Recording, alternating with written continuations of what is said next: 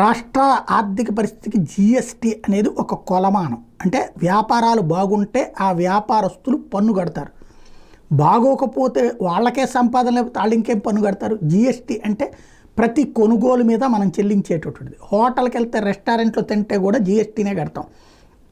అలాగే జీఎస్టీ అనేది ముఖ్యం.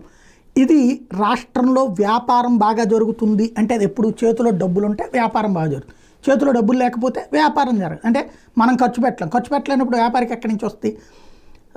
ఇది గతంలో జగన్మోహన్ రెడ్డి అధికారంలో ఉన్నప్పుడు జీఎస్టీ పరంగా ఒక్క కరోనా టైంలోనే తక్కువైంది తప్పించి మిగతా టైం అంతా కూడా జీఎస్టీ నెంబర్ 1గానే ఉంది. గ్రోత్ రేటు కూడా బాగా ఉంది. ఇప్పుడు ఈ ప్రభుత్వం అధికారంలోకి వచ్చిన తర్వాత సంక్షేమ పథకాలు అందుబాటులో లేకపోవడం వలన డబ్బులు స్పెండింగ్ తక్కువైంది.